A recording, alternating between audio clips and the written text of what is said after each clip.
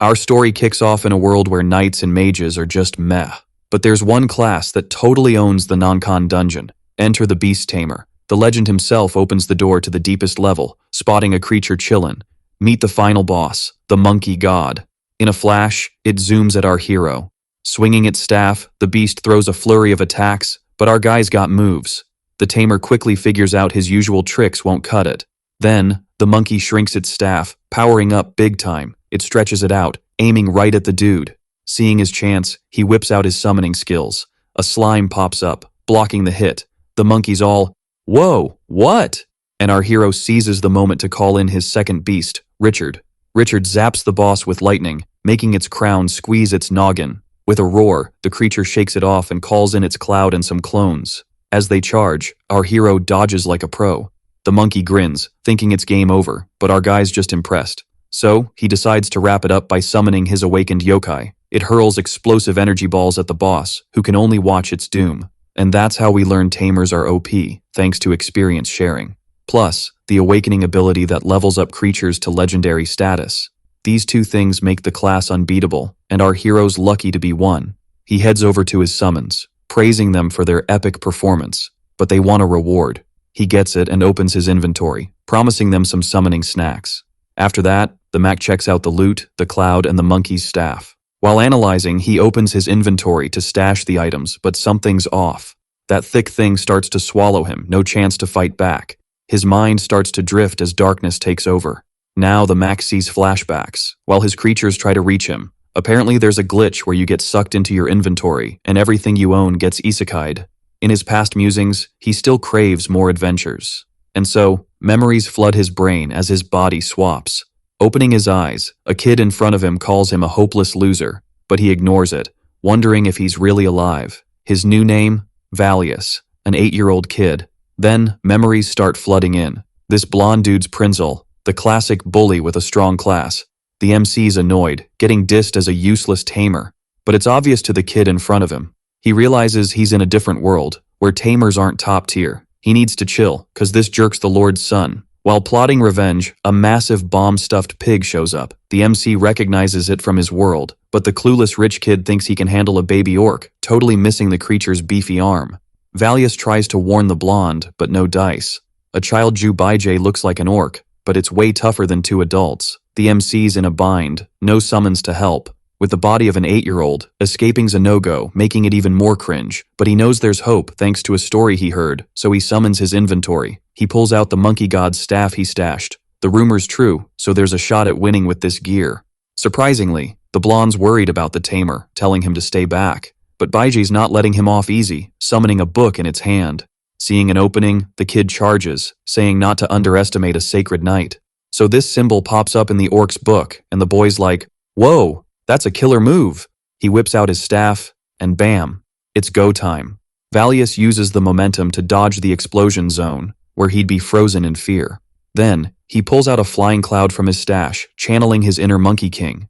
Now, the MC's gotta save the blonde dude, even though he's the school bully, which means taking down the magical Baijay right then and there. Valius goes all sniper mode, which is kinda wild for this era, and the pig's throwing magic around. He dodges, and the staff's like, "Gotcha, bro." Smacks the creature's neck, and it topples over, probably had too much ketchup. Landing from the cloud, he thinks the pig might still be kicking.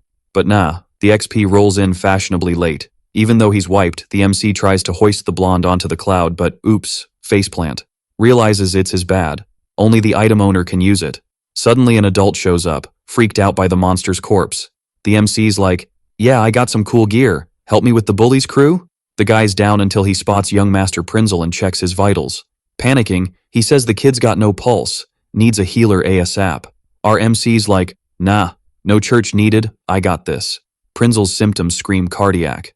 Arrest, but Valius knows a life-saving spell. He chants a mantra and boom, heartbeat restored. Prinzel coughs up blood, but hey, he's alive. The MC's relieved he did first aid in time. Saving the kid was a close call. The adult's stunned, seeing the MC's a tamer with healing skills. But the boy's like, "Nah, it's just a basic medical spell." The guy's never heard of it, but he's no magic expert. Right now they gotta bounce from the forest and report to the Lord. Turns out, hair color shows a character's class. The guy's bummed the MC's just a tamer, asks where he's from. Digging through his memories, the MC says he's from a village near the Millennial Tree. The guy's heard of Tamir studies there. Our hero thinks he should check it out to learn more about this world. They hit up the Lord's crib and spill the tea to the maids. The guy's out, and the MC steps up to explain everything. A butler whisks him to the waiting room to meet the big boss. After a bit, the door swings open. An old dude shows up, thanking Valius for saving his reckless but precious son. The MC's like, just passing by, happy to help. Anyway, the old man heard about the MC's cool healing magic, but the boy's like, no biggie. His goal's just to make a mini shockwave, like a heart massage. Even if it's old school, the man's impressed by the enchantment method. The kid explains that using words makes the magic less intense but more focused. Hearing that too much juice could be deadly, the man gets why it's done. Then the Lord switches gears, saying he's seen few with the MC's skills, wants to recommend him to an elite academy. The old man's like, bummer being a tamer, might have missed that 'cause I'm old. The big issue's using creatures weaker than the summoner, with the lowest stats. So, recommending someone like that would just be a joke. Our hero sees the problem and decides to bounce. The maids offer a ride home, but he's good, thanks to his gear. Soon he hops onto his cloud, waves goodbye to the Lord, and zooms into the sky, leaving everyone totally mind-blown. In the end, neither of them had ever heard of anyone owning these epic items, and with all his epic wins so far, maybe it's time to suggest he joins a top-tier academy. While flying, he's thinking he really needs to learn more about the tamers in this world. Then, the next day, he says goodbye to his mom, thinking things are about to get super interesting. Soon we see a teacher explaining that when a monster's weak, you just gotta form a contract to make it your sidekick. The student follows the instructions and easily captures a slime, no sweat. And our hero is shocked by this harshness, realizing tamers here are way different. After all, this is basically monster bullying, which means he can't awaken his buddy. Then he remembers how little monsters should be treated with kindness.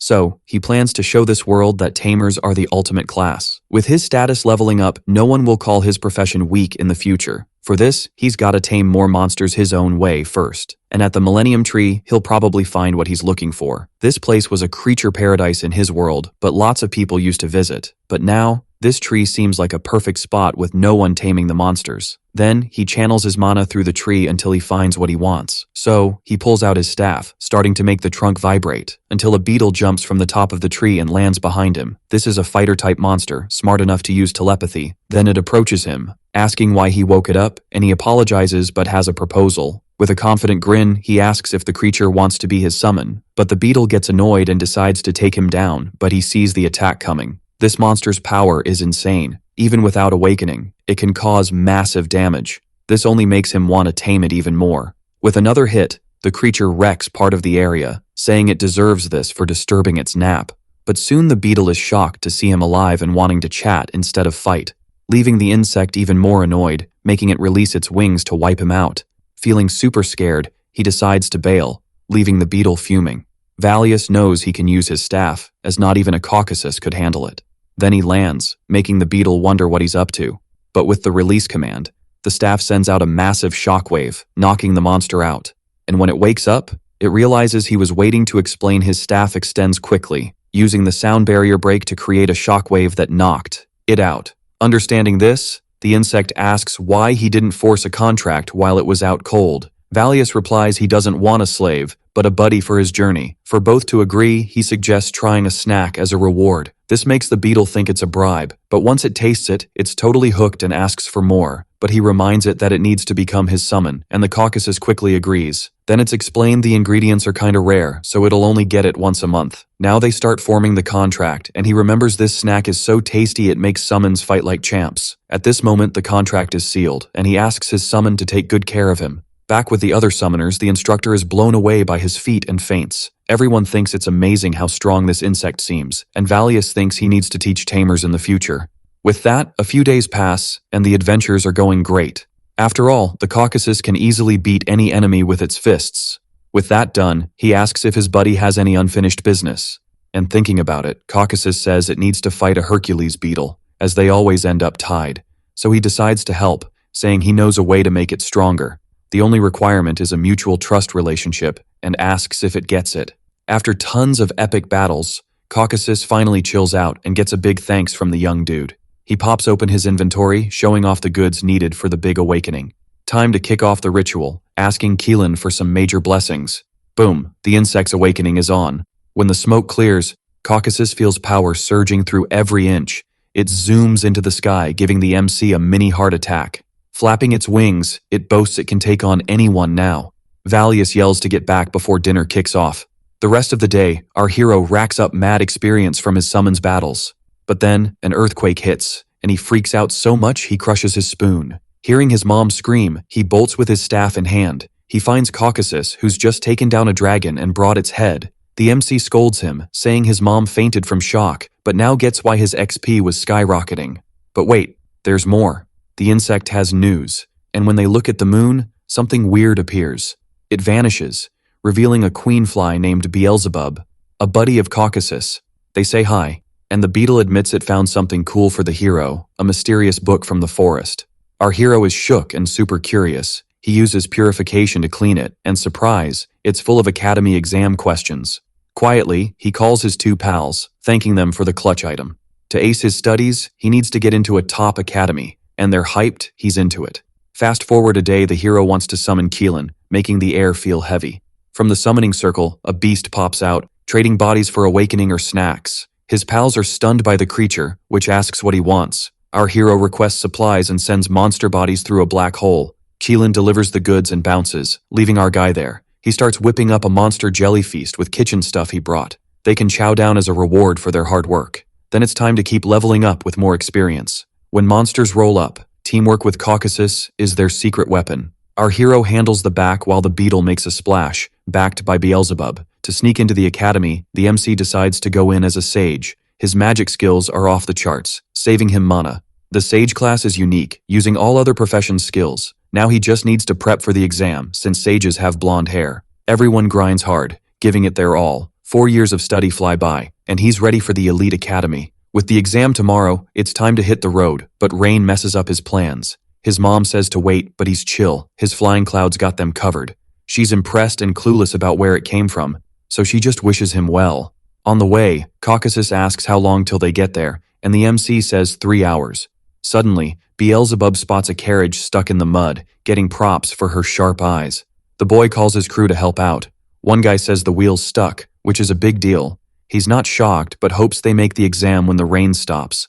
Then a giant beetle grabs their attention. It's Caucasus, giving them a scare. He yells a monster's got the carriage, not seeing it's just helping. The guard freaks out, ordering the creature to let go. Valius knows outsiders would react like this, so he hops off his cloud, telling them to chill. The cloud flies up, covering the area to stop the rain. He apologizes, saying it's all good, that's just his pet.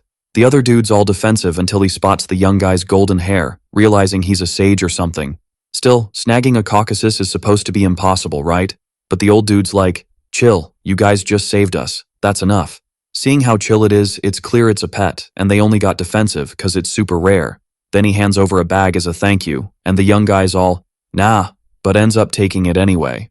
So they bounce, hoping to meet again, and the old dude's like, we gotta keep moving. And honestly, overthinking stuff is just gonna be a headache. While flying, our hero's worried about the stairs, so he asks his crew to shrink down, and boom, they do. Soon, they roll up to the exam city, hunting for a chill spot to crash for the night. And as the day drags on, it's finally time to hit up the elite academy. As soon as he rolls in, they ask for his recommendation letter from the Lord, telling him not to lose it. And in that flashback, he decides to hand over a super rare item, the Jormungandr scales, to the man. Our boy's like, is there a problem? And when he leaves, the old dude's like, this kid's something else. But now, with everything set, the writing test kicks off. He struggles with some tricky questions, but after nailing them, he gears up for the practical exam. In a nearby coliseum, some folks are already getting started, and our hero tries to find his arena when suddenly, a body drops next to him. A hyped-up girl says the students are weak and asks if he's her next opponent. The girl's shocked by his guts to step into the arena and introduces herself as ADDI, top of the second year. Our hero checks out her fiery red hair from the heroic class and whips out his staff, ready to rumble. But then she asks if he's really gonna use that, claiming it's his strongest weapon. This ticks her off, and she vows not to hold back, spotting all the gaps in his stance. But when the fight kicks off, his weapon goes flying, and the judge tells her to quit messing around. Everyone's cracking up, but he feels something hit his blade, feeling embarrassed. So, she goes on the attack, aiming to take him down, making the MC show his true skills. Soon, he pulls off a parry, smoothly disarming her. Then, he places the staff on the table, calling for it to be measured, owning her at the fight's end. When she hits the ground, everyone's stunned, even the judge, because he wasn't supposed to win. The crowd's buzzing, wondering who this kid is as the fight wraps up. Valius knows he aced the physical test, but the magic one is going to be trickier. He pauses to watch others casting their spells, and the instructor's like, just hit the targets, making the blonde boy get it. So he starts chanting an incantation the teacher instantly recognizes, the incendiary arrow. It pierces the first target and splits to hit all the others nearby. Valius is pumped, but the man's shocked he wrecked all the targets. Then he thinks maybe he went a bit overboard with the power. Soon he rushes to the instructor who says he did great, but asks about the incantation, which he explains is just a tweak. Even after the explanation, he's still confused, but hey, he got the top score. With that, the next day rolls in, and he tries to find his number on the list, but gets spotted by the old dude from before, who asks about his exam scores, hearing he passed with ease. Then it's revealed this guy's the council's vice leader, and wonders if he should back a candidate. The only worthy one is number 415, who nailed perfect scores in all tests, but an evaluation's still needed, until the MC's like, "That's me," leaving the instructor speechless. Then he hands a letter to the young guy to use when needed. A few hours later, the kid knows that with his memories, skipping some classes will be super handy. If everything goes according to plan, he might just ditch school to flex his epic tamer skills, but he figures, nah, save that for later, and calls his cloud. Right then, he rolls up to the city of Merkles, where he spots the Adventurers Guild. Everyone's jaws drop when they see him, 'cause you know a sage is super rare. To sign up, he's got to fill out some forms and the dude asks for his elite school card. Now Valius is a rank C adventurer and has to guard his mission book like it's his last cookie. Checking out the mission board, he sees loads of cooking gigs, which could totally help him stack some cash. So, he makes up his mind and heads to the delivery table, where they warn him that folks have come back super banged up from these missions. Turns out, while grabbing lunar metal, arrows rained down from the sky, but our boy's all chill, 'cause he's a sage. Then, the squad hits the desert area for the mission. Some monsters roll up, and the boy lets Caucasus handle them. With that, the beetle charges in, throwing a massive punch and causing a shockwave. Now, with the coast clear, they start collecting the metals, but his fly catches something, saying a rain of arrows is probably coming from whoever's hiding behind the rocks. And as soon as he touches the metal, an arrow zips his way, making him dodge and strike back with his extending staff.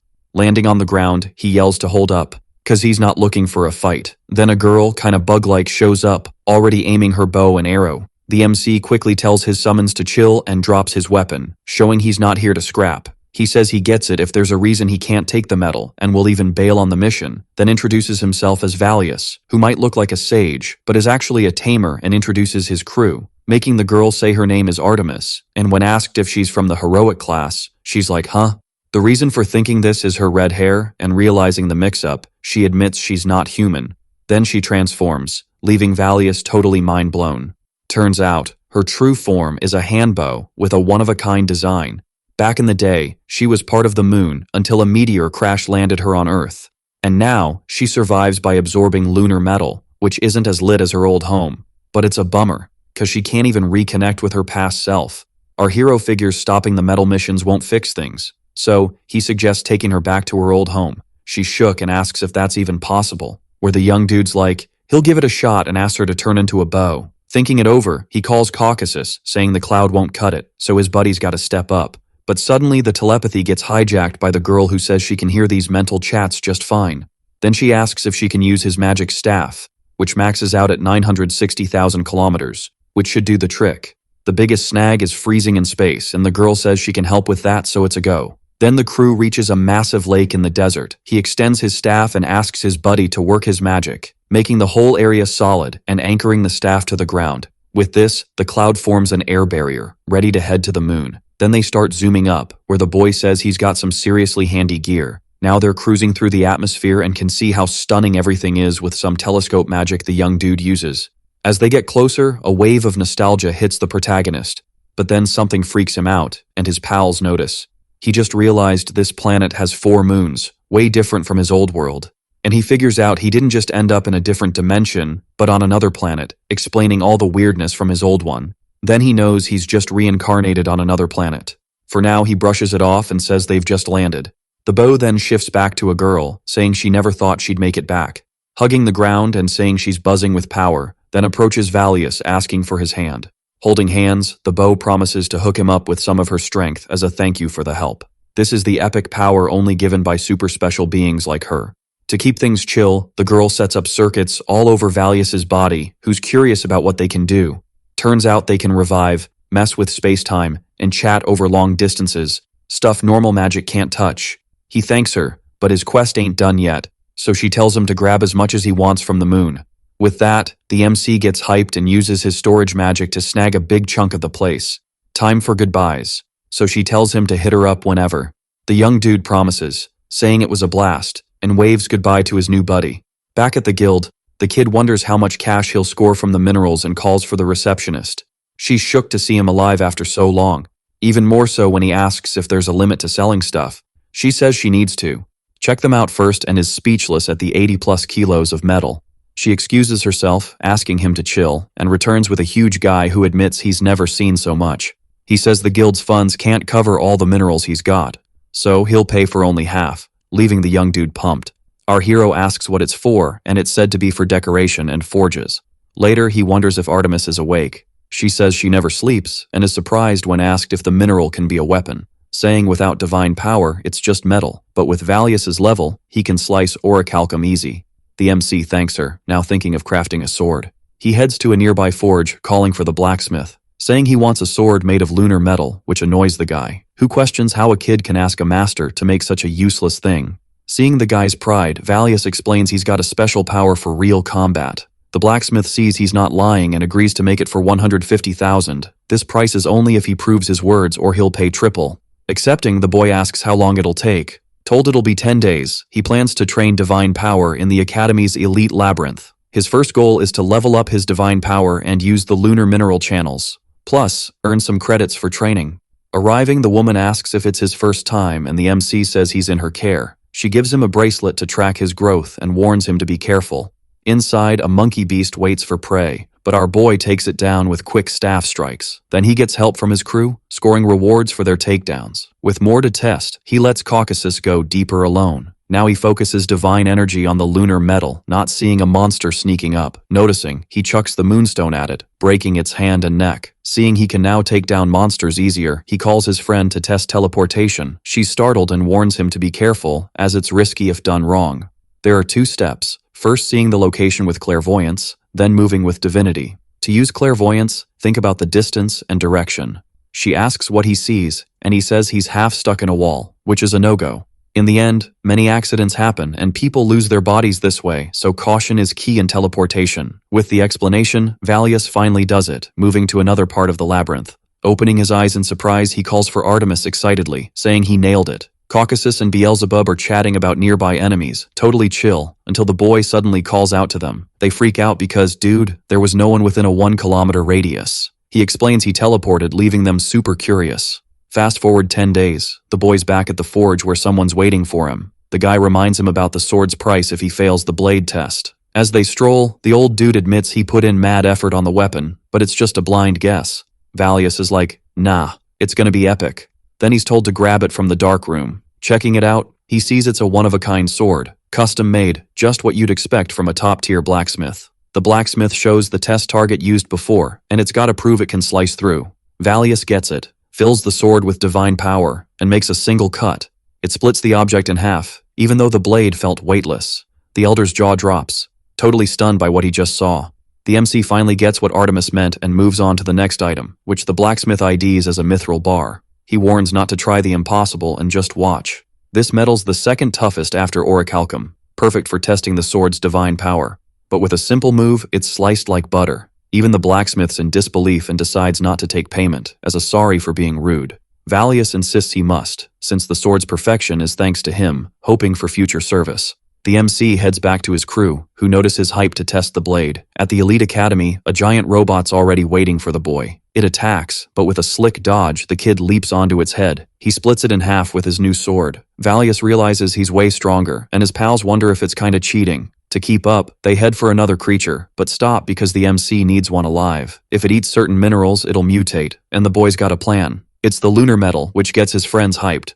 But the golem's not interested, so the boy's got a special seasoning. He tosses the mineral to the golem, which gets instantly hyped.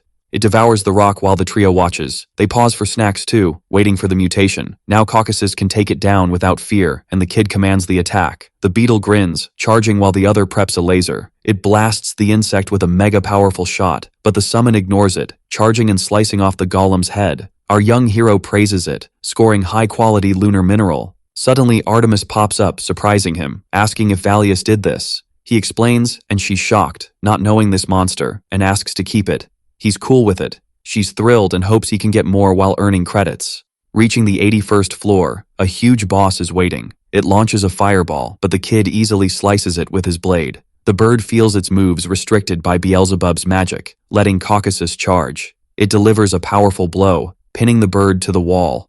Seizing the moment, Valius preps his blade with divine power. At the Academy's reception, the girl thinks the marker's broken, showing he hit the 81st floor, but it's no glitch.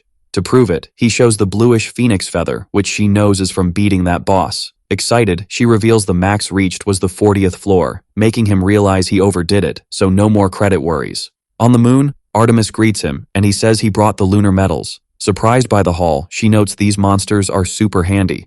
Valius explains about the golems munching the seasoned mineral, but she spots the Keelan symbol and asks if he knows it. Curious to know more, the kids all, this is a solo player looking to chill with some fair deals. Noticing her interest, the main dude's like, let's summon it right here, leaving her totally shook. Boom, the divine figure pops up after some ritual chanting. It's all, what deal you want? And the kid's like, I want to introduce you to a buddy. She goes by Artemis, and the divine dog senses some divine vibes in the girl. Getting hyped to meet a fellow divine, Valius bounces to grab more lunar metal. He comes back later, and the girl's got good news after chatting with her new pal. If her divine powers level up, the MC gets a reward. So he's all in to fetch more metal. At the Adventurers Guild, the boy's like, gotta hustle to boost my tamer status. He's shook seeing a familiar face on the mission board. Remembering his buddy's advice, he thinks it's a shot to let go of some grudges, so he asks for the mission.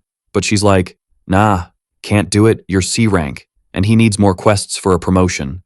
The girl offers to help, saying with more squad members, they can make an exception, which he sees as his only shot. Later, he rolls in with the swordswoman Messia and the mage Iria. They all introduce themselves, and the tallest ones expecting big things from an elite academy student. With the squad ready, a rank B mission's no sweat, and the guild leaders cool with it. Soon after, in the empty zone, the girl charges at the goblins. She slices through them like butter and calls her buddy, who's already got a spell arrow ready to zap the rest. Battle done, Valius gives props, and they admit they're vets who can't show weakness. Then the boy's like, I'm attacking from above, surprising them with his cloud gadget. When left alone, they're amazed by the gadget's level and decide to keep the adventure rolling. Up ahead, some killing jabs are lurking, so the girl knows it's going to be tough. As the monsters rush in, she tells the mage to prep up, keeping distance is key. But out of nowhere, a massive boom wipes out the creatures. They're frozen, and when they check it out, there's a huge crater. Valius is the culprit, looking hungry, and they realize it's from a special weapon. At one point, she only sees the creature's head getting smashed, and with no more monsters, the kid's like, let's keep going. When night hits, he explains, and they're even more wowed, which is expected from an elite academy dude. Seeing the perfect moment, the MC calls his buddy, who's quickly ID'd as the magical Beetle King. They watch as the kid explains he's not an adventurer, but a tamer. He tells them to chill, even though it's hard with the Beetle King around, so he shrinks it down. After some explaining, the girls get that Caucasus wants a showdown with Hercules to see who's boss. They decide not to meddle, not wanting any trouble. Valius and his buddy thank them and ask Beelzebub to keep watch at the camp. Hearing the name, the swordswoman and mage are like, this academy kid's something else. Next day, they arrive, and the sun's starting to shine. Landing, he faces his arch-nemesis with all seriousness. Amidst chuckles, he asks where he's been hiding. Caucasus says he left the Millennium Tree to make a human deal, ticking off Hercules, thinking he's gone soft. As a challenge, he dares him to test it out, getting the other beetle all hyped. Soon, they're trading blows, and the king slammed into the rocks. The girls are wowed by the even fight, but the MC's puzzled since his buddy's awakened. Caucasus gets up, saying it wasn't too shabby, but his rival, looking all beastly, ain't happy. He lets out a scream that shakes everything around. Then he rams the other beetle with his horns, whipping up a tornado with his super speedy flight. Valius sees things getting wild and shields himself with his cloud, which is super handy. While spinning, Hercules vows to crush Caucasus completely, but he's just grinning, loving the brawl. With the dust settling, they wonder if it's over, and from it, the hero's pet emerges victorious. Yo, so this dude's hyping up his buddy's skills, and the girls are like, whoa, that's some next level power. In the middle of a tornado, Caucasus makes a boss move. He cranks up the spin so hard that even Hercules can't handle it, taking the full hit. After getting outplayed, Caucasus zaps in with lightning magic to seal the deal. The girls are shook, but the boy's stressing because the enemy's waking up. Then, boom, Artemis calls out, saying Keelan's looking rough. The MC hits up the divine beast, asking if it's cause the red bird's seals are breaking. With a heavy heart, she confirms, explaining there were 4 evil gods back in the day, total human threats. So they got locked up in Keelan's body, and now the seal's cracking, boosting Hercules' powers. The creature's like, yep, you're right, and asks for help with the red birds, only beatable with human magic. Our hero's feeling the weight, but steps up cause the god held it down for humanity for ages. After filling in the girls, he says he's gotta handle this. It's personal now, not just guild stuff. They get it and say they'll report back, earning the boy's gratitude. Then Hercules wakes up, asking to be finished off. But his rival's like, nah, just bounce and don't show your face again. Valius chimes in, saying they'll tail him, and soon it's night. He figures he's reached his master, so he uses his divine eyes. Turns out it's not the evil god, just one of his students. This fallen angel, Zakuel, spots them real quick. The MC lets Caucasus handle Hercules again, and a barrier pops up. The student thinks he's won because they can't be touched, but then notices Valius is gone, and bam, he's behind him, asking who's winning now. The creature's baffled, wondering how a human's teleporting, trying to defend, but the boy's blade cuts him.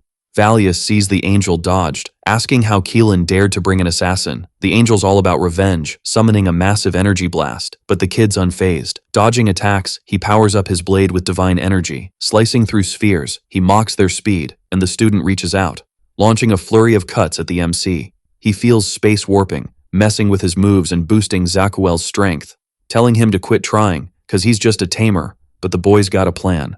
He powers up, slicing off an angel limb like it's nothing. The creature's shocked, questioning how it's possible with space interference. Valius explains his strength makes the weakness moot, asking about the vermilion bird. Seeing human power is scary, the creature's like, I don't know, stay back. Knowing angels can reincarnate if threatened, the boy just gathers intel, but the monster laughs, saying he messed up, cause he can teleport too. The boy's startled, telling his buddy if Zakuel bails, Hercules won't stand a chance, so he needs to play defense, and Caucasus gets it, saying he'll win. Turning, Valius eyes the angel, thinking he's planning to self-destruct, so he charges, slicing his neck with divine power to stop reincarnation. Caucasus sees his friend freed from control and grins. They give each other a thumbs up, saying they're done with their battles. With the body vanishing, Valius says it ended quicker than expected. Then he calls his fly, asking it to bring back the adventurers. After Hercules wakes, he recognizes the kid as his rival's owner. For saving him, the beetle owes the young dude, who asks how he got there. All this went down after Caucasus left, and the beetle got super bummed, thinking he lost his best rival, so he started searching other lands for his buddy. But a week ago, he met someone asking if he wanted more power. Seeing the chance, Hercules took the angel's offer, and his body started changing, feeling the power surge. But also, all his moves got totally controlled, bound to the student's will. Living as a rat-cleaning slave, he was bummed until he sensed Caucasus's vibe. That's when Zakuel told him to destroy him, and he got hyped. Finally a fair fight. So he zoomed in super fast but got wrecked by his rival. Still, he never stopped grinning. During the fight, and for saving his life, he's grateful again. Valius figures they've got loads to chat about, so he bounces to handle the mission stuff. Beelzebub spills the tea about finding the adventurers, and the swordswoman's like, what about the beetle? Here's the catch. She doesn't want to off her friend's rival, so the girl's got a plan. She suggests taming the bug since missions are about collecting stuff or stopping threats. For Hercules, taming's the goal, but the MC's not down for another beetle pet.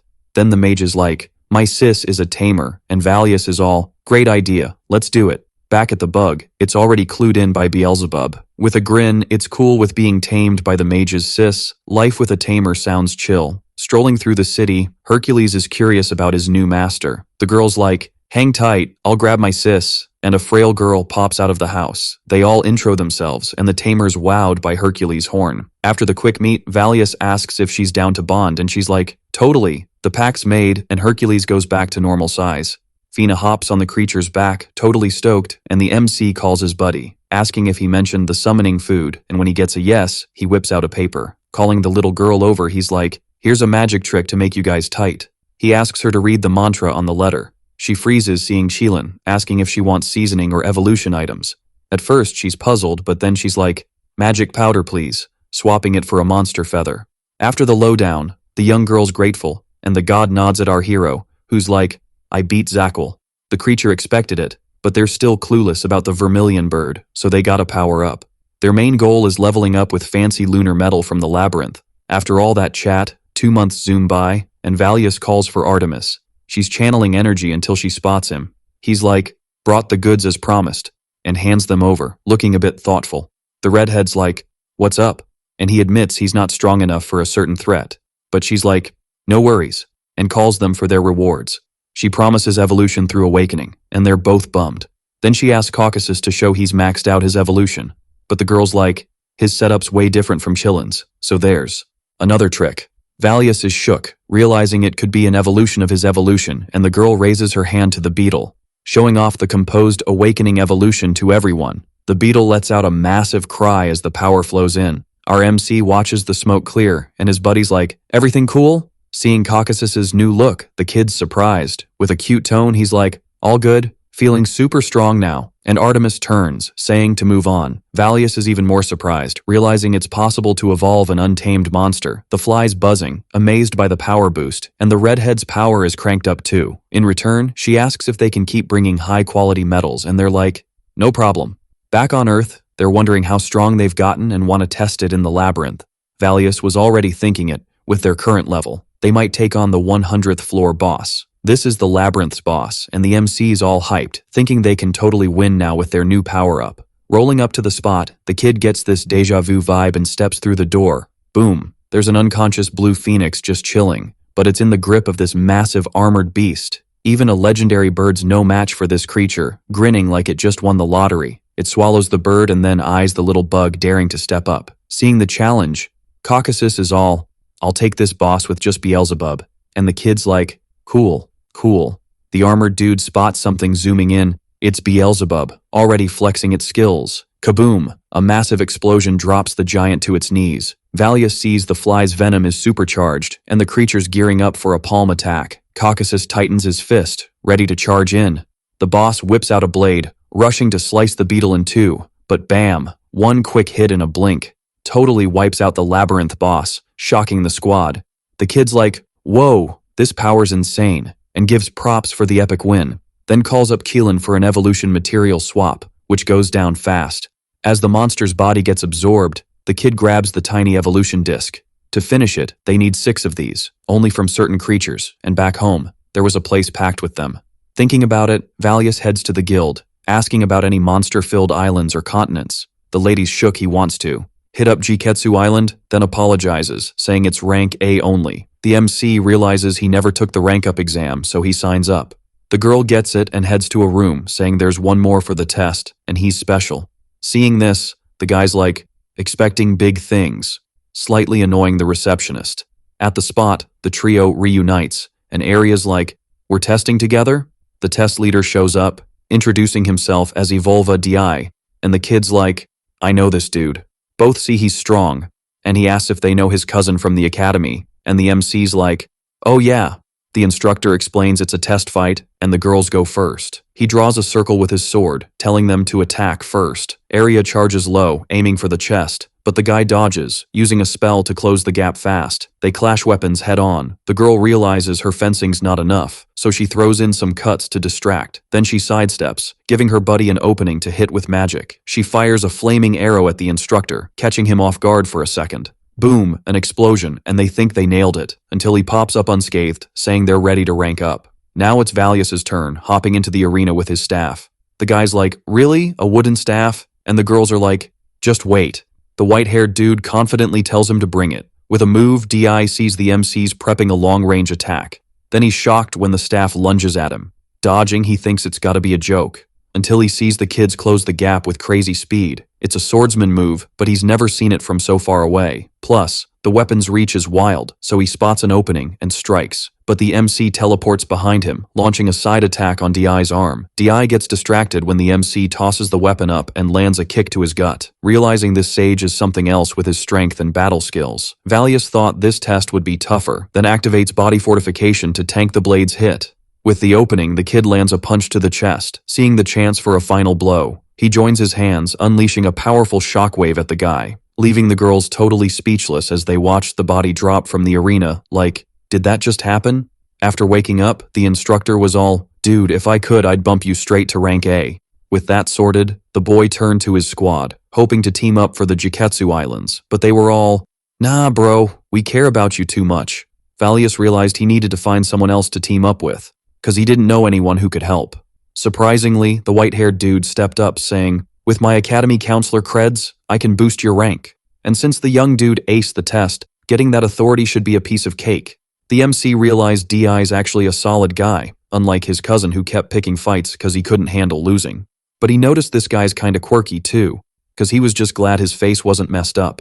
A few days later, the attendant rolled up to Valius, giving him props for hitting rank A. With that, he got the green light for Juketsu Island, and she wished him all the best. From a distance, someone was peeping the boy's arrival, finally spotting his destination. Landing there, his summons thought there'd be more monsters around, but out of nowhere, a girl popped up, asking if he knew where he was. She said she saw them flying, and Valius got on high alert until Beelzebub spilled the tea about the materials they were after. If that's the case, the girl welcomed them to Juketsu Island, sparking a memory for the boy.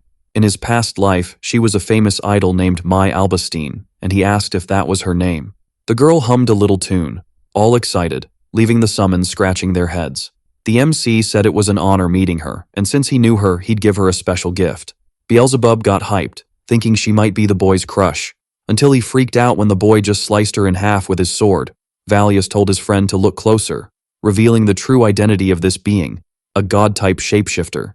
Noting that the monster took the form of someone from his memories, but messed up by choosing someone from his old world. But in the end, he only figured it out, cause the melody was off, warning not to be fooled by appearances. Picking up the orb, he realized it was an item that could freely use transformation magic. Seeing a chance, Caucasus asked to keep it, saying it would be a surprise. Soon he distanced himself, using the item to change his wings to navy blue, as excited as a kid with new kicks. Now they're set to conquer this island, luring the strongest creatures with some special seasoning. The monsters around are all kinds of wild, and the MC's all about getting experience and materials, so he counts on his crew, who are already charging at the creatures, casting their spells. Valius isn't slacking either, taking one down with his sword, saying it's go time. Then he pops open the jar, spreading the seasoning in the air, even getting his allies hyped, and hears something heavy coming from the trees, revealing a massive orc charging with its fist, only to get wrecked by Caucasus with a single hit. Another one rolled up and wasn't much trouble, and Beelzebub kept backing them up. After that, Valius asked about the strength, hearing its monsters close to the 90th floor, so he turned to some mushrooms, using detoxification on this item that causes hallucinations, then offered it to a plant to form a temporary contract.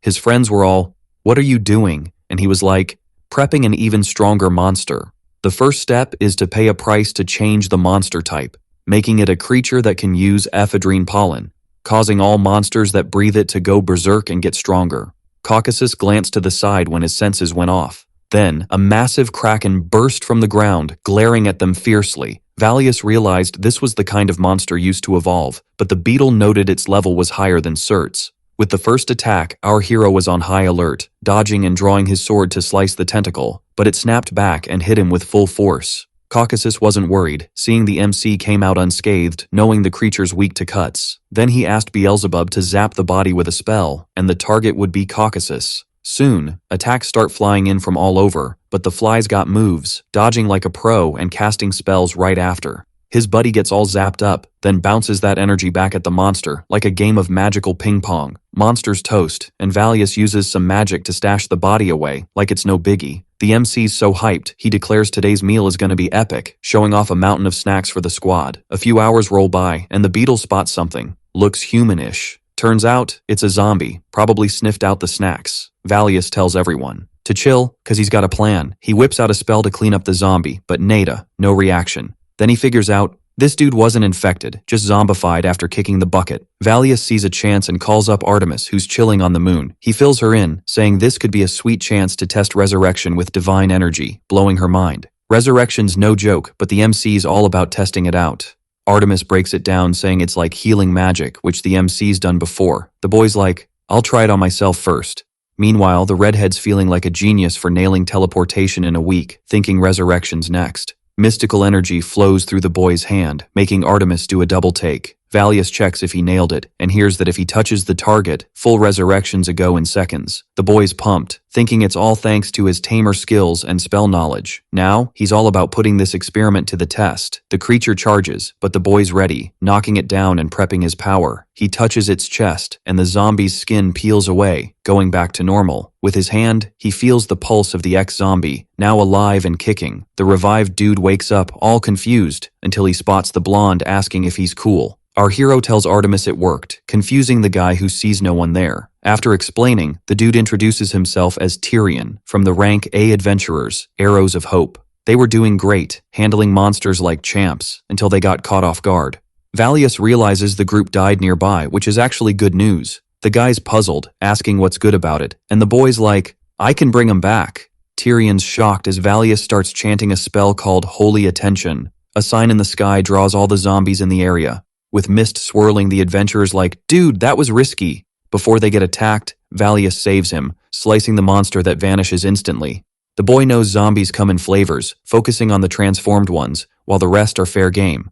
With that, he dodges the first hit, slicing the creature in half, doing the same with others, and leaps to save the man. The guy's blown away by the kid's strength, who asks him to ID his friends. He peeks through the mist, spotting his crew and their leader in the distance. The young dude gathers divine power, telling him to leave it to him. He charges in, touching the zombie bodies, resurrecting the group's leader. Our MC sighs, realizing he got everyone to chill. When they wake up, they're all, what just happened? Until Tyrion's like, we got resurrected. They're confused at first. But after the lowdown, the guy's like, all thanks to the great sage Valius. The crew's quick to thank the boy, saying they're a rank A group and could spread the word about tamers.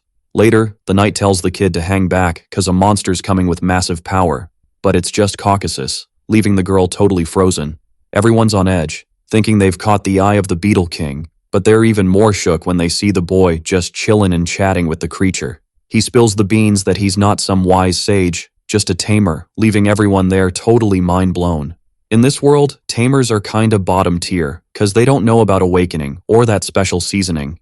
This is wild, and she totally didn't see this coming from Valius. He offers to guide them if they spread the word about his class.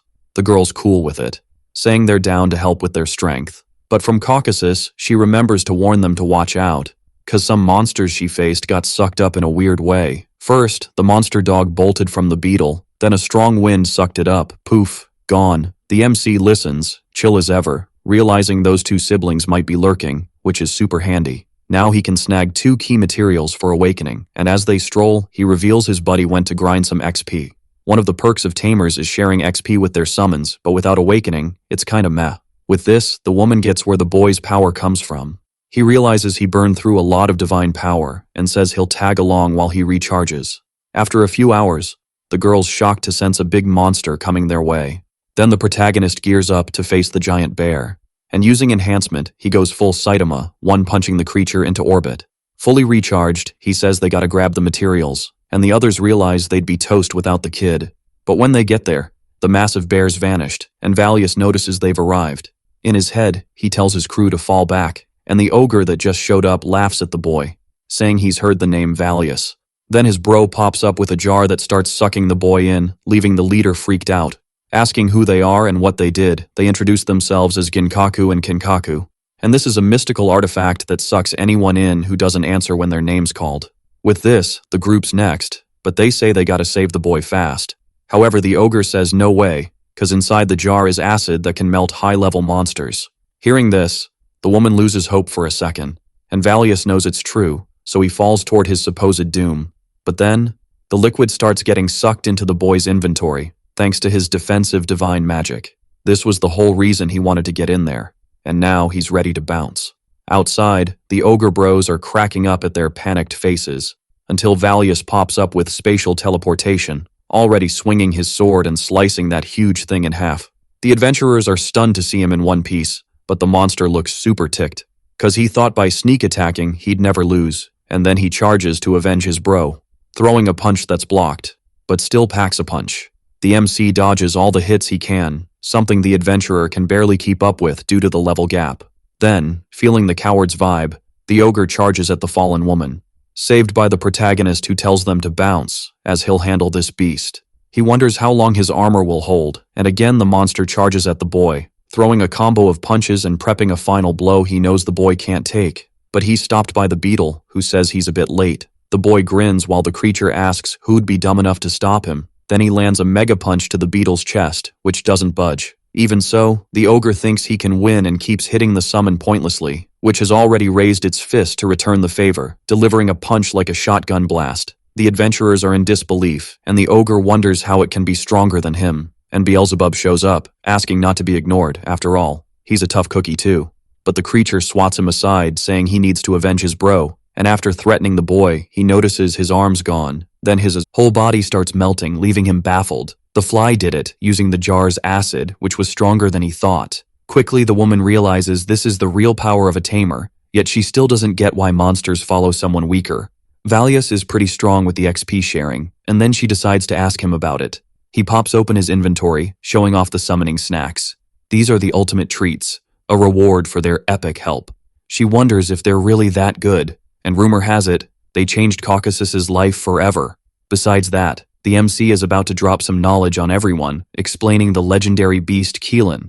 The girl had no clue until it suddenly appeared, and then Valius made the intro. The boy quickly mentions that the evolution material's price is the body right there. With that, the deity absorbs the monster leftovers and hands over the cool parts to the young dude. Seeing this, the girl realizes that using snacks and evolving is what makes a tamer super strong, but the young guy explains that's just level 2, because sinking is the real deal. You gotta think about attacking with your summons and not leave them hanging in tough fights, only then can evolution happen. Getting it now, the squad asks if they can bounce, and the hero uses his foresight, saying they'll grab some wood first, and the target is a giant monster tree, supposedly not a big deal. Then, the young dude charges with his blade, slicing the wood perfectly. With that, the crew works until nightfall, and they finish the raft. The knight thanks the young guy again, who says the night is sketchy, and they should leave at dawn. At dawn, an earthquake shakes everyone awake. The culprit? A massive colossus, here to deliver the ascension part for evolution traits. Our hero is hyped, hitting the jackpot in just a few days on this island. The others, though, think they're toast, but Valius explains the monster's weaker than the two bros from before. Then he calls for Caucasus, telling him to handle the creature with magic, and blowing it up won't be an issue with its size. Quickly, the knight is shocked to find out the beetle hasn't even gone full beast mode yet. It soon flies at the monster, which charges with its massive fist. Meanwhile, the summon watches the monster's joints, noting its speed and strength, realizing it uses a liquid to lube its huge limbs, then calls for his buddy, who casts a spell that freezes the monster for a second. Beelzebub boosts the resistance until the friction solidifies the liquid, stopping the monster, giving Caucasus the opening he needed. The king then focuses his energy, while his master commands him to show them everything, thus unleashing the great evolutionary awakening, shocking the group even more.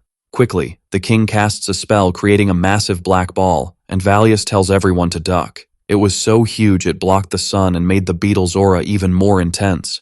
Then the attack launches, disintegrating the creature, creating a shockwave that almost knocks everyone over, and when they get up, the knight is stunned. After all, a massive crater is all that's left. After this epic attack, the Beetle King just sighs and powers down his transformation, leaving the rest of that giant monster on the ground. The MC says he nailed it, and the others admit they've never seen such power before. Now they can head home, back to the continent. But at the guild, the receptionist is shook by everything, handing over the documents of the latest adventure's travels. And looking around, she spots the photo of Knuth's Arrow Hope, who didn't make it back from Juketsu Island. On their departure day, she was just a kid who saw them as heroes, but a heavy vibe settled in as they realized they'd never return. Even the strongest adventurer group couldn't make it back from Juketsu Island. Then she yells they should have stopped Valius from going, but the leader takes the blame. With the bell ringing, the girl has to go out to greet whoever arrived, hearing some laughs from outside and thanking them for waiting, until she sees it's the MC's group back. Then, looking closer, she spots the others with him, freezing in shock. The knight then announces that the Knuth Arrow Hope group is back safe. which makes her think it's a ghost, and she faints from the feels. Hearing the chaos, the guild leader steps out of his office to meet the knight, who recognizes him as Dian and leaves him totally stunned. After a bit, the woman explains that Valius saved them, something that was just pure luck. This was totally expected. The dude was the one who snagged the legendary Blue Phoenix items, but there's still a ton of mystery floating around. When she wakes up, the receptionist is all, "Oops, my bad," cause she fainted seeing the squad from 20 years ago. But chill, cause those 4 are really back, no cap. Then the girl's all, "How come y'all haven't aged?" And the other almost spills the tea about them dying on the island. But the MC's like, "Shh, keep the resurrection on the down low," and says it's all thanks to some beauty magic by the knight. All the ladies are shook wanting the deets, but she's like, "I got nothing." Valius whips out a tiny paper with a chant, and after saying it, he splashes some sus liquid on the girl's face. Her skin's all glowy and younger, and now everyone's thirsty for that spell. But the leader's more into the boy who can change history with a few steps. He's like, "Not sure about my powers, but I'm rank S now." Everyone's mind blown, cause rank S was just a myth. For bringing back legendary heroes after 20 years, he's gotta hit up the kingdom to level up. The kid's like, "Let's chill today and spill the tea about the tamers later." Next morning, Valius is grabbing some Kirin potatoes to whip up snacks for the squad. Tyrion pops up, a bit nervous about sharing the tamer spells, cause he can't summon Killen and wonders if there's a disciple to help. Thinking of the boy, he remembers Fina, so they go meet her. The dude intros himself, leaving the SS shook, cause he's super famous.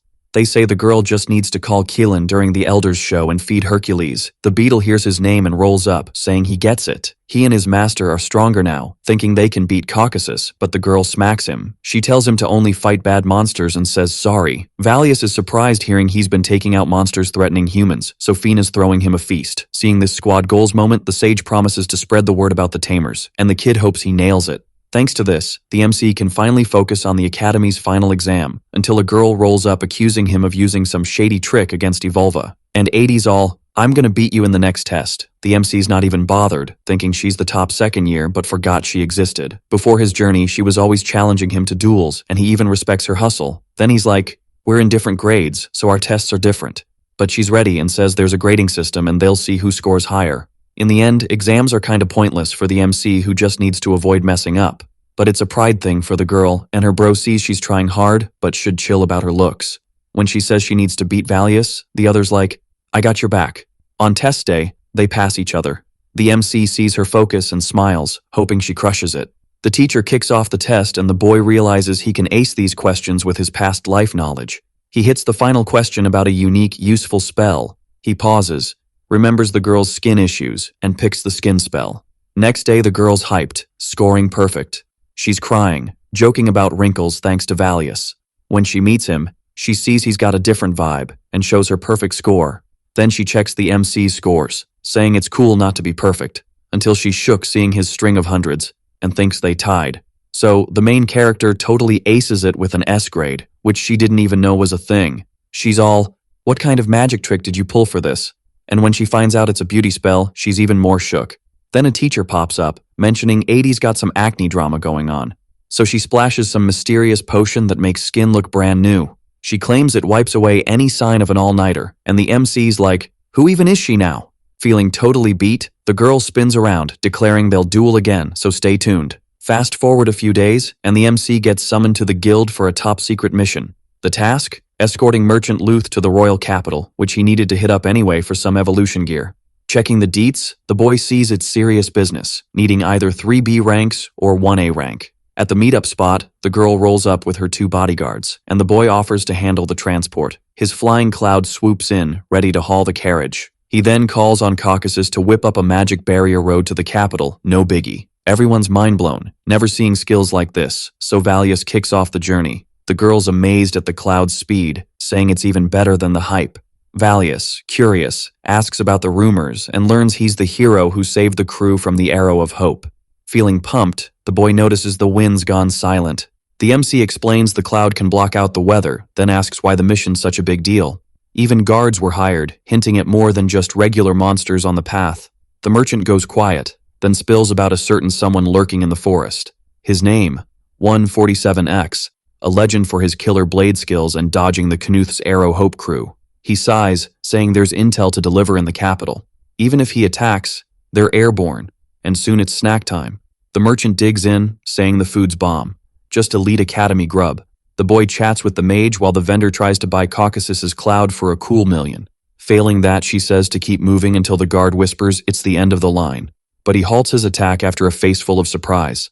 Everyone's on edge, and Valius explains he never hid his intent, aimed at the girl all along. As he checks it out, the kid recalls this dude should have bailed 20 years ago, but he looks way too young, realizing the old guy was the real threat, hiding all this time. He introduces himself as 147X, warning any move costs the girl her neck. Out of nowhere, Beelzebub telepathically says he can sneak up on him. They trust his genius plan, surrendering, leaving the old guy baffled by how easy it was. But the merchant pleads for her life, not to mess with Valius. The man, being sharp, questions her game. Then he notices the wind's back, making the kid's hair dance, and suddenly he's bleeding. Confused, he finds he can't budge an inch. Without a clue, the woman asks the boy to let her go, and he says it's all sorted. Looking up, he sees the man crying ketchup and wonders what went down. The fly explains he inhaled a ton of toxic gas, and he asks why the girl's fine. Turns out, he used the cloud's weather barrier to trap the gas up top. All thanks to the tamer's exclusive mind chat skills. The merchant's grateful, and they decide to keep rolling to their destination. At the Royal Capital Guild, the woman's stunned they made it in just half a day. Upon hearing the young dude's skills, she gets who he is and hands over the reward for the scoop. Then she splits it with Valius, since the two bodyguards get zilch. With a goodbye, the young dude remembers to hand over the two who are being chased across the continent. When she realizes who it is, the girl just freezes and calls for the vice principal, cause the 147X was caught alive. As they stroll, Caucasus brags about getting loaded in no time. Then he heads to an inn to chill and gear up to tackle the dungeon the next day. While lying down, he thinks he needs to take down the evil gods himself, but something's still missing. Even with a trick up his sleeve, it's still tough to know if he could win, so he gears up for the next adventure with his crew. They're blown away by the size of the dungeon entrance, which is deeper than the academy's. So, they dive in, hyped for this new quest. As soon as they spot a scorpion, Valius easily zaps it with his staff. In the end, all the monsters there are at the level of Juketsu Island, so they're not a big deal and just need to focus on gathering loot. But suddenly the boy realizes they're respawning all at once. Then he notices this is an instant respawn spot.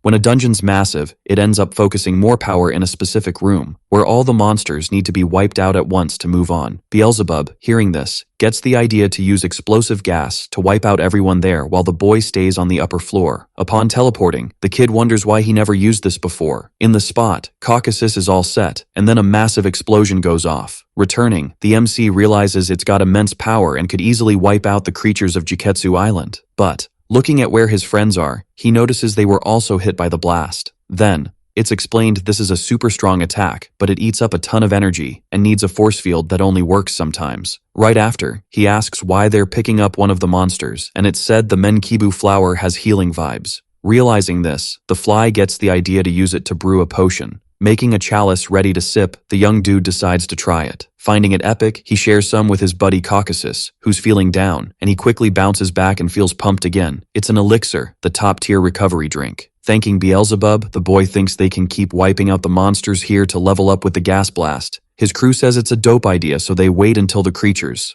respawn and Valius steps back. Also realizing it can recharge divine power and beat fatigue, they max out the hunt for creatures to make more elixir. And then they kept training and leveling up for days, until 2 months flew by and Artemis is shook. Killin asks how the young dude's doing, and it said he gained mad power to take down Suzaku. It said it'll be a tough fight and the kid might even feel scared. However, something makes her freeze. And looking at the ground, she wonders what happened to a certain dragon she spotted. The MC was ready to bounce until he got a message from his space buddy that there's an emergency, saying a mysterious dragon popped out from a dimensional rift, so he teleports ASAP. Questioning its location, and if it's a minion of Suzaku. Soon it's said to be heading to the boy's base in the city of Merkels. Our hero, hearing this, wonders if he's being drawn there because of him, and Keelan quickly says this creature got possessed by the spirit of the red bird, turning into a phoenix dragon of the highest level and having its skills maxed out. Its main goal is to take down our hero. He wonders if he messed up, but it's soon said it's cause he has divine powers as a human. So Artemis apologizes for giving him that without knowing this would happen. But Valius says it's all good and is thankful for having it, as he did amazing things with it and doesn't want this world to end. Thus, calming the girl's heart while the bird got closer to the city, which quickly spots the young dude and says it's wild to see someone like him in this situation. The MC quickly notices its wings are starting to disintegrate, realizing he's got to zap it before it jumps bodies and causes even more chaos. The creature flapped its wings and zoomed off, hanging out in the sky, prepping an attack that Valius couldn't even guess where it was headed.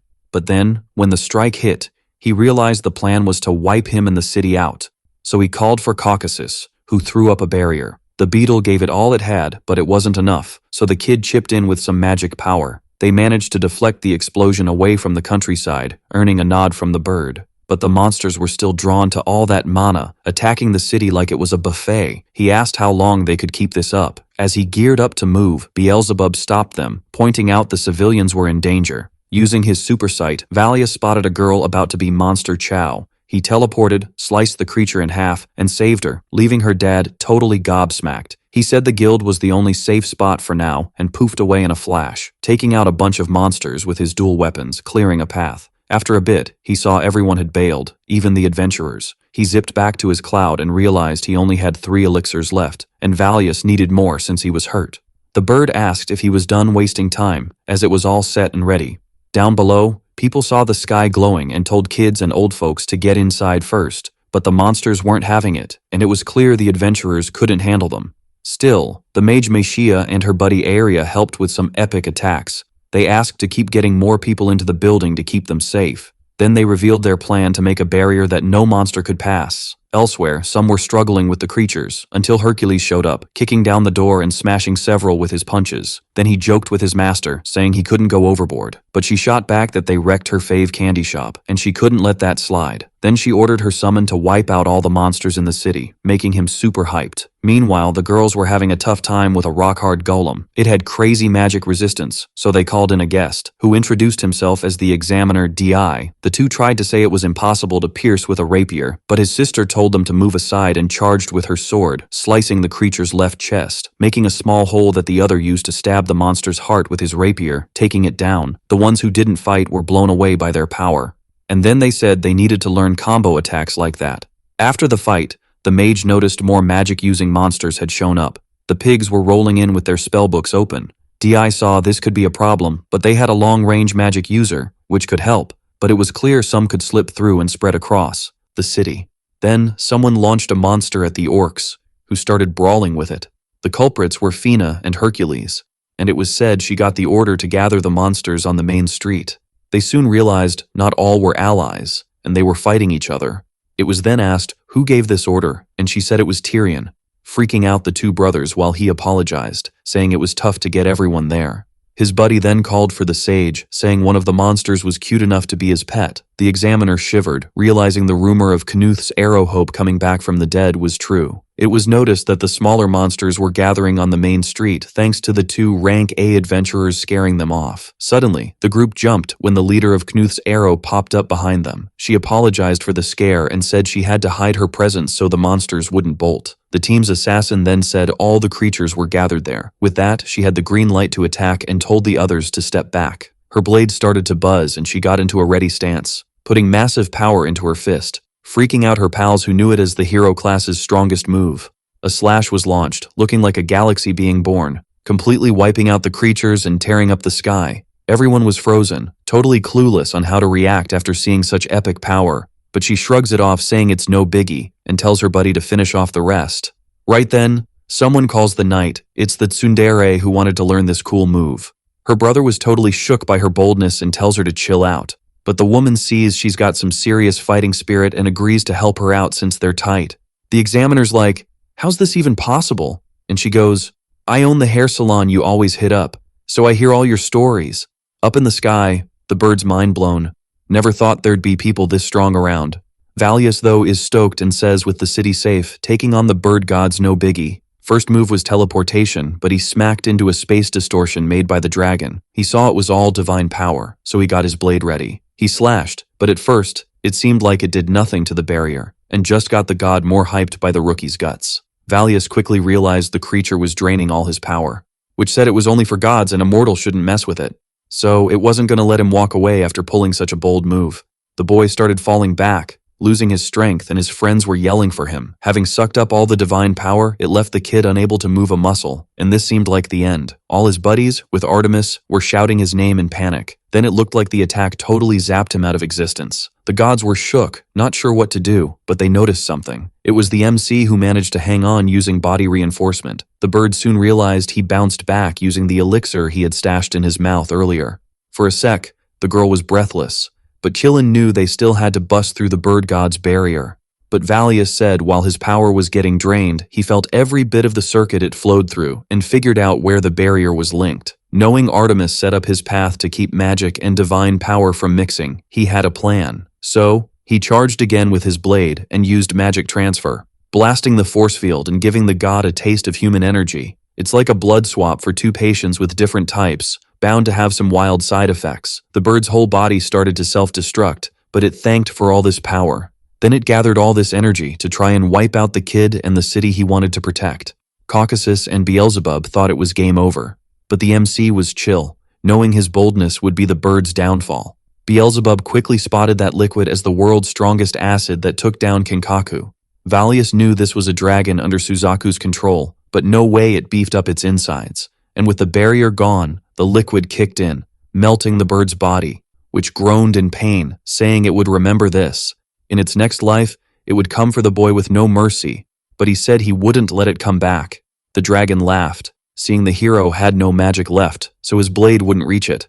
But the kid reminded the bird he's a tamer. His crew shared their energy with the MC and told him to finish the god. Then they launched him with all their might at the creature's head. Valius quickly used body fortification, ready to end the dragon's infected part. With a super powerful hit, he broke through the creature's defense and crashed down with all his might. But the god screamed in pain, not wanting to vanish. The kid's crew silently cheered for his win, and as soon as the head stopped moving, it was game over. With that, the body finally crumbled, ending the red bird's existence. In the city, everyone was amazed as the monsters started to back off. Fina yawned, thinking it was easier than expected, and everyone else looked to the horizon, wondering how it all went down. Qilin, on the moon, said the god's presence was finally gone. The boy's insects joined in, celebrating his win, while he fell back, saying he was wiped out after all that fighting.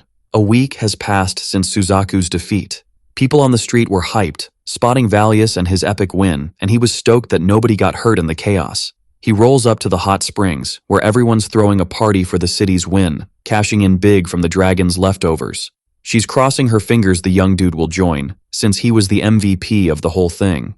The squad was already there waiting, but he didn't know one of the dudes, who quickly said, "Yo, I'm Ragam, the assassin from Hope's Arrow crew."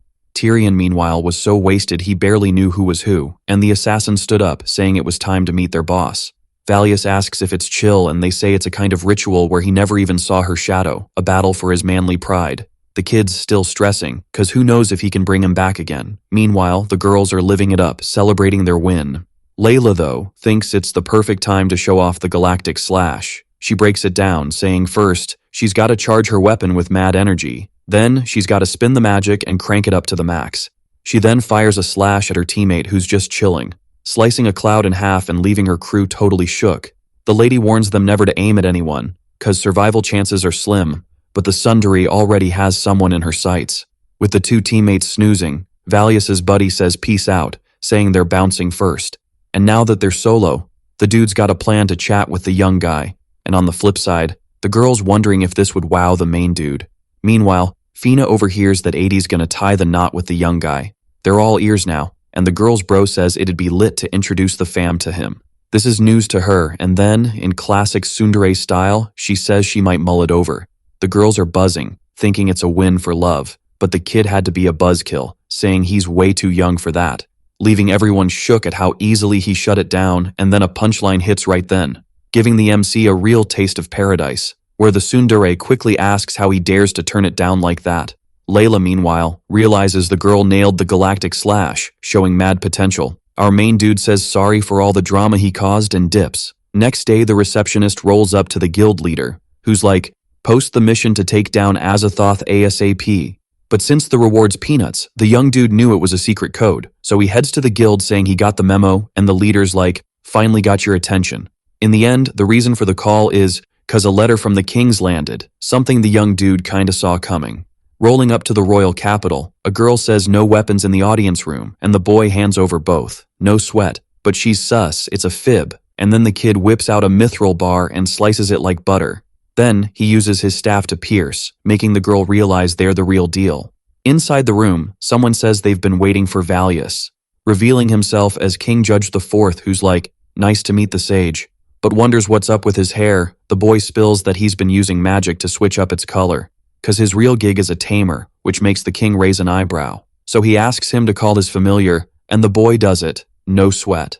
The Majesty instantly clocks it as the Emperor Beetle and asks where it's from, and the boy explains he can zap it here with magic. Now all the kids' feats are even more epic, especially the part about taking down the legendary bird. With this, he says he can give the nod for him to become Class S, then asks if he wants any reward for his heroics. Valius thinks he'll just ask for something wild and then swap it for something chill, so he asks to be above the law. Hearing this, the king gets all serious and calls for Avnir, who pops in with a teleport that even the main dude didn't catch, and hands a knife and scroll to the Majesty, saying afterward that she's not a fan of pricking herself every time she does this. Then she hands the paper with her blood to the boy, saying it's all good. The young dude's all, "Why'd you even say yes?" Turns out, no one can stop the MC if he goes rogue. He then checks with the Knight Commander, who nods, and Valius is like, "Whoa, this guy's a beast." Meanwhile, there's this epic tournament about to kick off in the city, where top students will battle the cavalry commander. During the ceremony, he plans to announce the Arrow of Hope squad's comeback, with the boy in tow. Hearing this, the young dude's like, "This is my shot to show everyone what a tamer can do." On the big day of the competition, the main guy's hunting for the entrance. His squad's there, living it up and soaking in the vibes, until 80 throws a coupon scammer in jail for rigging an unwinnable game. Hearing this, the boy's like, "I gotta bounce," but 80 spots him and drags him to the tournament, where the hype guy kicks off the event and calls up the contenders, who roll in, trying to stack up as much aura as they can before getting KO'd. The third rep's all, can't wait to team up with the main dude. On the flip side, one captain's super hyped to win, and one face looks oddly familiar. The lady lays down the rules, saying only one will be left standing in the arena. While everyone's hyped, the main guy remembers Prinzel, who got saved a few years back. 4 years ago, he swore off messing with tamers and was grateful for the save. His game plan? Join the Royal Knights and be part of the world's mightiest force. This other guy, though, is still cocky, claiming he'll take down the main dude. Meanwhile, 80's ticked, claiming she'll be the one to beat the young guy. Then, a mini squabble breaks out between them, making the boy squirm. In the waiting room, the girl says he's up against the Fervent Knights leader. They're known for brewing alchemy potions that swap strength for sanity. But 3 years back, a mishap happened, and the captain accidentally offed a competitor and got banned for good. The MC's curious why he's back and figures someone pulled some strings. In the waiting room, the knight thanks the king for the shot and warns another mishap might happen, but he's ready to own it, getting the man pumped, but he's told to halt the fight if it gets wild. Soon the first round's about to pop off, and the guy yells he's gonna send him to the underworld. Before they start, this dude's all, "You need to grow up," showing a weird seed in his hand. Some are puzzled, but Valius knows it's an alchemist's plant minion. Then, he digs his hand into the ground, telling him to brace for impact. Our main guy's plotting the best way to flex a tamer's power and sends Beelzebub underground. The helmeted dude's like, "That's pointless," and sends his new mini-monster forward. But when it pops out, the plant's all rotten, thanks to the poison from the main guy's buddy in the dirt. The others think their boss botched the cultivation, but he knows it takes mad toxin skills to mess with that plant warrior. One of his crew yells to use the ogre killer before it's too late. Hearing this, he nods and whips out a bottle, and the MC realizes it's fuel, but the dude's nice enough to give a heads up. Better not dodge, or his pals in the stands might get hit, which freaks the kid out. This guy soon chugs the gas, and the king's curious about the young dude's next move. His first order? Caucasus, protect the crowd, then he charges in, taking the full alchemist's breath to the chest. 3 barriers pop up fast for defense, shocking the crowd. After all, the young dude dodged the hit by getting up close to the giant. The fallen hype guy announces the young dude's win, and Caucasus gives props to his buddy Hercules Barrier, who admits he did nada and hopes it was the masters from the other. The academy peeps are blown away by Valius's move, and then the knight leader says no need to stress about the crowd's safety. Seeing how the boy first made sure everyone was safe, it hits the Majesty right in the feels. The alchemist's all, "Why didn't you strike first?" And the young dude's like, "If I wasn't careful, I'd have blown up my opponent." So this dude hands over an elixir, thinking the king was stressing for no reason about the people. Back at his spot, everyone's hyping him up, and now it's DI's moment to shine. Round 2 kicks off with the main guy's 2 rivals. The knight finally rolls in, getting props from the king, who's all ears for her excuse for being late. Turns out she was busy with hall duties, but no way she'd miss her student throwing down, especially since Prinzel is Avnir's protege. She's got these wild skills that popped off at 19, making her give mad respect to the master. When he doesn't reply, she wonders if he's snoozing, but nah, he's just shy next to a legendary adventurer. As the fight kicks off, 80 mentions that reverse grip is a no-go for power moves, but Valius recalls using it back in the day. First clash, the girl freaks and slides to dodge, losing her hairpins, wondering what just went down. Her master spots Prinzel using his blade to redirect her sword. This trick works thanks to two things: his unique grip and killer footwork. 80's deep in thought with her sword, confusing everyone. Then they see her switch stance for a quick draw. Some recognize the move, and the king's curious how he taught it to someone so young. The knight sees a chance and charges to stop the strike, but mid-charge, she senses something's off. Flashback time, she can't feel Ragam's vibe, and to pull off the galaxy slash, you gotta keep your eyes shut and stay alert. The girl admits it's tough to track the world's top assassin, but he's the only one who can. During this pause, the master asks why she's learning, and she shares how someone opened her eyes a few months back. This lady's been through it twice. A silent dude and a kid outdid her strength. 80's not having it, and without realizing, dodges the strike with her eyes closed. Then she's off chasing the guy, and her master sees she's amazing. Prinzel charges full throttle, but instead of attacking, she deflects and backs off. Everyone's shook by the fake-out, and the knight notices her sneaky stance switch while holding the attack steady. With her sheath, the girl charges, unleashing the galaxy slash with everything. Boom, shockwave everywhere, and the winner's revealed. Her master is blown away by her trickery and calls her a genius. 80 shoots a look at Valius, hinting he's next, making him shake in his boots. After celebrating, she finds her buddy and says she knows why he's there, but she figures she won't get much attention after her epic show. The MC agrees, thinking even with his awesome move, it's best not to wreck the arena.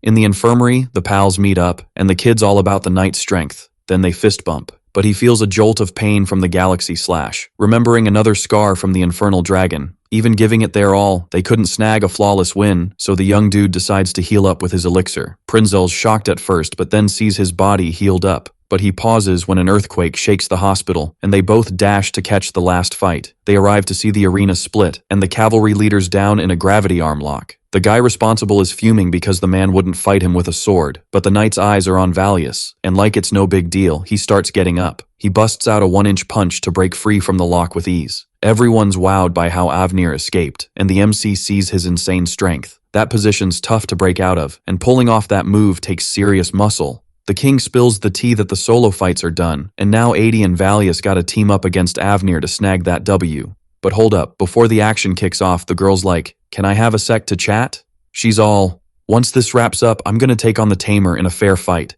and the king's totally hyped.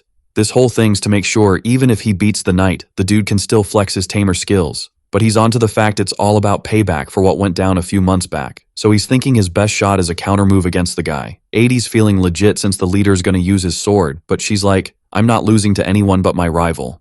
As the fight kicks off, she grips her sword, ready to unleash her epic galactic strike, thinking it's her best bet. But Valius knows that someone with a barrier can redirect the cut easy peasy, so timing's everything for that strike. Avnir rolls up, saying he's not letting her charge. He swings his blade, making her fight back, but with crazy speed, he leaps and gains the upper hand. Valius sees it's gonna be tough to counter with that speed, and the girl, getting tossed far, thinks she's not getting enough recharge time. Everyone's thinking with the distance, she'll attack, but the dude, with a simple sword swing, whips up a massive air attack. Even the adventurer's like, "Whoa, dodging that debris is gonna be rough," but she's shocked she's untouched. The judge is about to call it, but the girl flashes a sneaky grin. She's charged the galaxy slash in her sheath again, something Valius peeped, cause she'd been eyes closed for ages. They're betting Avnir can't dodge, but didn't see him using his sword to kick and break the sheath. The king's like, "This girl's wild, making my knight go all out," and knows breaking the weapon means no full energy channeling, but she's like, "Not done yet," and uses magic transfer to power up, wowing everyone with her tamer magic skills. With that, she gets serious, ready to unleash her ultimate galaxy slash. The skies open, the crowd's shook, and even her master's like, "Dang, she's got mad talent to think of that so quick." Everyone's convinced she's the top dog at the elite academy, and she's over the moon thinking she won. At least in her head, she's won. Cause Avnir pops up unscathed and knocks her out cold. It's a total win for him, and he's like, "I relaxed my whole body during the strike like a feather that can't be cut." If he'd messed up, he'd probably be toast, and he's like, "80, you're amazing." Valius scoops her up, makes her sip his special elixir, saying he's proud. But then, Bam, he gets a punch to the face, while she's realizing she lost. Somewhere else, she's like, thought I won, and asks what she drank to feel so good. The boy's like, it was an elixir, and admits he's scared of losing. But his buddy's like, you lost in a lame way, so I'll end you if you don't win. He's called to the arena, and Avnir's chilling, waiting for him, thinking someone with that mindset's tough to beat, and everyone sees how focused they are. Evolva finally shows up, saying he'll chill with the girls. He's learned not to underestimate anyone and believes in the boys' win. The judge yells it's the last match of the tourney, and the MC's thinking he's got to show off his tamer strength. As the match starts, the knight charges with a direct punch. The young dude sees the guy wants to end it before he can summon, so he plays the same game, hitting him with a vision-blurring mist. Then, he sweeps Avnir, throwing him off balance, creating an opening for Caucasus to pin him down. 80's blown away by this smooth coordination, all without a single command. Everyone's buzzing about how tamers are totally epic, and the Beetle King's ready to throw down, but bam, he gets a gut punch. Everyone's jaws drop when the knight's still standing tall. Valius is all, I'm going full power now, and spills that body enhancement is his secret weapon. Then the dude's like, no one can beat a true tamer, no cap. Valius powers up, calls the knight over, and gets a kick that rips his threads. He tells Beelzebub to bubble up the ground, making it slick, but Avnir's got the moves to dodge it. Everyone's shook at how he finds the dry spots, and then Caucasus steps up. He throws a punch that makes the leader realize chilling out is the way to take hits.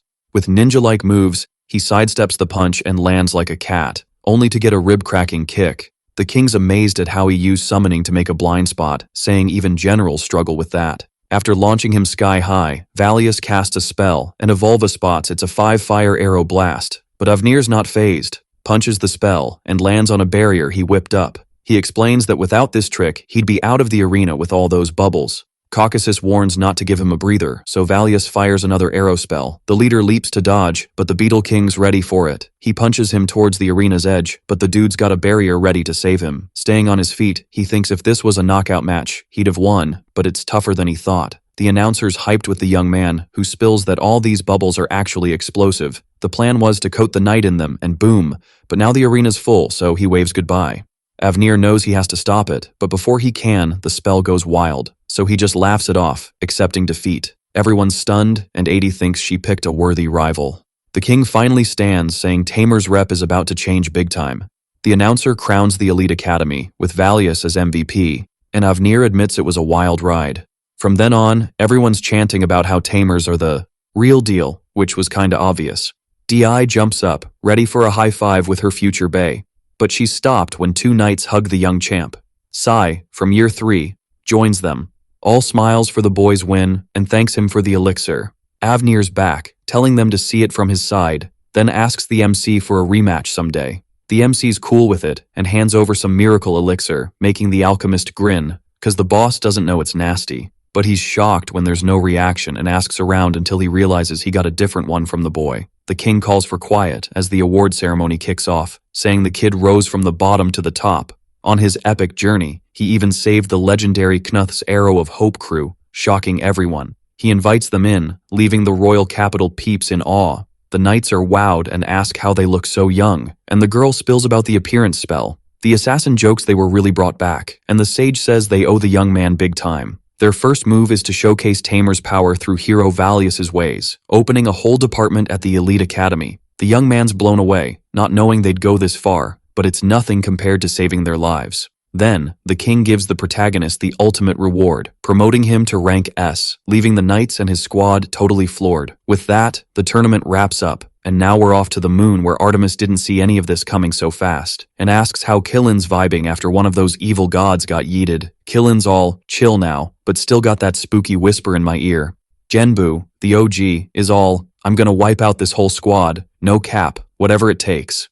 Siryu's flexing, my ego's so massive it could touch the moon, no joke. Byakko wraps it up with, no way we're letting some kid snag the Godslayer badge, that's a hard pass. So the video ends here. If you don't want to miss the next part, activate the notification bell, and see you next time on Tob's channel.